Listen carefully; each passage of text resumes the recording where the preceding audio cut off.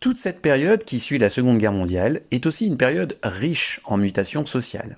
En effet, de 1945 à 1975, ce sont les 30 glorieuses et le baby-boom. Alors les 30 glorieuses sont 30 années de croissance économique, durant laquelle il n'y a pas de chômage, durant laquelle la France et les autres pays se développent rapidement. C'est aussi la période du baby-boom, c'est-à-dire l'augmentation très forte des naissances. La population française augmente alors rapidement, d'autant plus que la France va accueillir des immigrés, notamment du Maghreb et d'Afrique noire, et la France les accueille pour compenser le manque de main-d'œuvre. En effet, comme je viens de vous le dire, la France connaît de 1945 à 1975 une forte croissance économique et il n'y a donc pas assez de travailleurs français pour occuper tous les emplois. D'où l'arrivée de ces migrants. Mais à partir de 1975, la situation se renverse. C'est la fin des Trente Glorieuses et le début de ce qu'on appelle la dépression.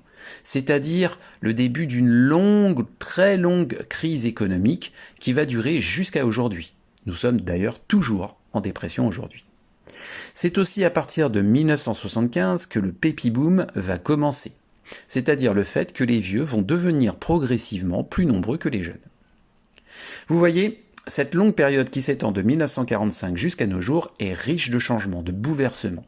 Et nous allons donc voir dans cette séquence comment les Françaises et les Français ont repensé la République pour l'adapter à ces évolutions.